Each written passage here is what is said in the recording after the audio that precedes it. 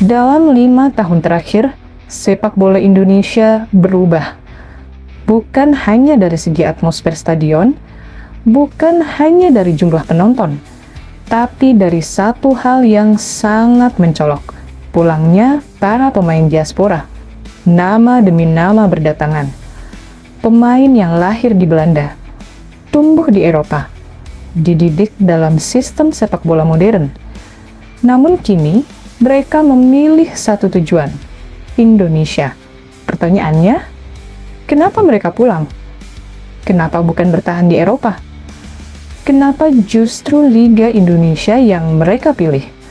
Jawaban dari pertanyaan ini bukan hanya soal sepak bola, tapi soal realita hidup, identitas, dan masa depan.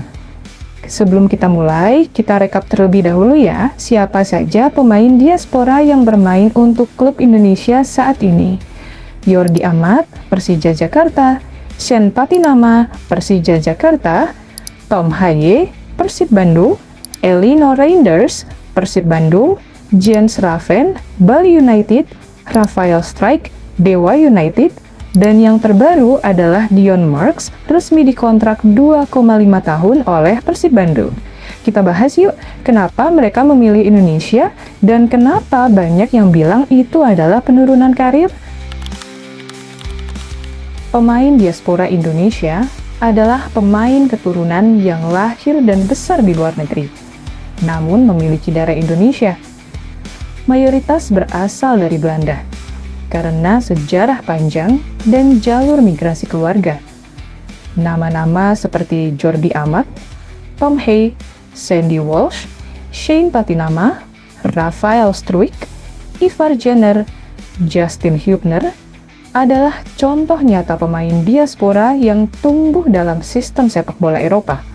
Namun, penting untuk dipahami, tidak semua pemain diaspora berada di level elit Eropa. Banyak dari mereka bermain di akademi bagus, namun terhenti di level profesional menengah. Dan disinilah cerita sebenarnya dimulai. Eropa adalah tempat yang kejam bagi pesepak bola. Setiap tahun, ribuan pemain dilepas dari akademi. Tidak diperpanjang, tidak diberi kontrak. Bahkan pemain dengan paspor Eropa pun kesulitan. Apalagi pemain diaspora yang sering dianggap bukan prioritas. Contoh nyata bisa kita lihat dari beberapa kasus. Ada pemain yang bertahun-tahun bermain di klub level U21, namun tidak pernah benar-benar naik ke tim utama. Ada yang berpindah dari satu klub kecil ke klub kecil lain, dengan kontrak satu musim tanpa kepastian. Di titik tertentu, banyak pemain diaspora sadar bahwa mereka hanya akan menjadi angka dalam sistem sepak bola Eropa. Mari kita bahas beberapa contoh. Stefano Lillipali, sebelum menjadi ikon di Indonesia, menghabiskan kariernya di klub-klub Eropa yang tidak memberinya panggung besar. Ketika datang ke Indonesia, ia justru menemukan stabilitas, peran penting, dan status sebagai pemain kunci. Jordi Amat, yang sempat bermain di La Liga dan Premier League, memilih Asia dan kemudian Indonesia bukan karena tak mampu, tapi karena ingin peran nyata dan konsistensi bermain. Sandy Walsh, yang bertahun-tahun bermain di Belgia, akhirnya menemukan rumah baru di Asia, yaitu Thailand, dengan menit bermain lebih jelas dan koneksi kuat dengan timnas. Contoh-contoh ini menunjukkan satu hal. Indonesia menawarkan kejelasan peran, sesuatu yang sangat mahal di Eropa. Bagi pemain sepak bola, menit bermain adalah segalanya. Di Indonesia, pemain diaspora tidak hanya menjadi pelengkap, mereka langsung dipercaya, diberi peran sentral, diberi tanggung jawab. Nama seperti Tom Haye, Elino Reinders, Jordi Amat mendapat panggung lebih besar karena performa mereka terlihat jelas. Setiap pertandingan disorot, setiap kesalahan dibahas, setiap gol dirayakan. Ini tekanan, tapi juga kesempatan. ada satu faktor yang sering diremehkan: emosi. Ketika pemain diaspora mengenakan seragam timnas Indonesia, mereka tidak hanya bermain sepak bola. Mereka bermain untuk keluarga, untuk sejarah, untuk identitas. Lihat bagaimana reaksi saat mereka menyanyikan Indonesia Raya.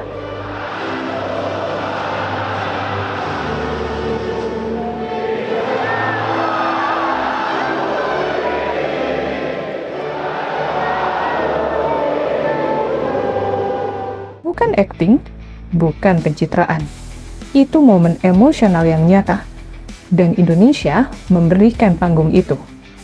Tidak bisa dipungkiri, timnas Indonesia adalah magnet utama. Bermain di Indonesia lebih mudah dipantau, adaptasi lebih cepat, koneksi dengan pelatih terjaga.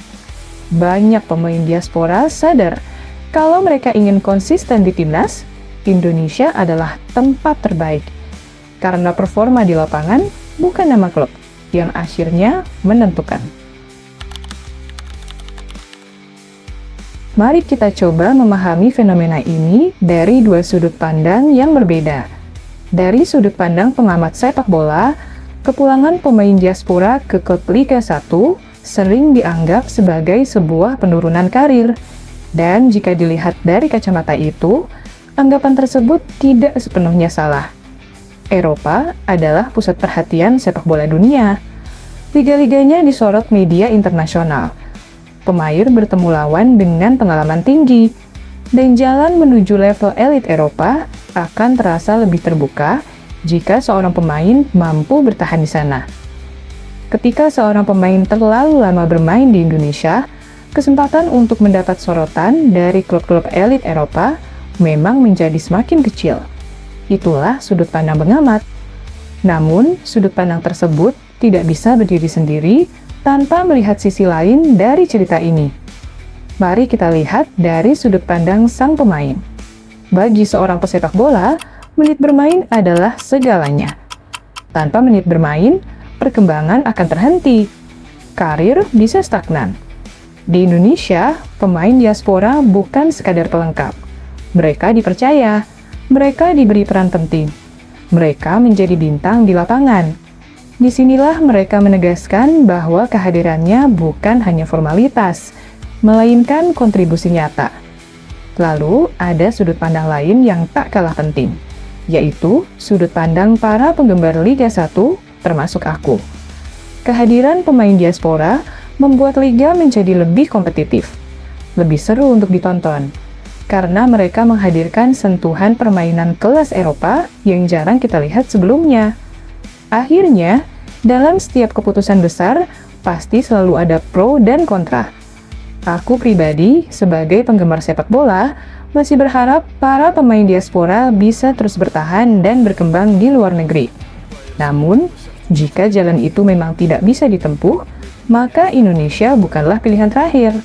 Indonesia adalah rumah bagi mereka. Sepak bola bukan hanya tentang mimpi besar, tapi tentang keputusan cerdas. Dan bagi banyak pemain diaspora Indonesia, Indonesia bukan pilihan terakhir. Indonesia adalah tempat di mana mereka dihargai, diberi panggung, dan diberi kesempatan. Nah, sekarang pertanyaannya untuk kalian. Menurut kalian, apakah pemain diaspora sebaiknya pulang lebih cepat atau tetap bertahan di Eropa selama mungkin? Tulis pendapat kalian di kolom komentar. Like, share, dan subscribe.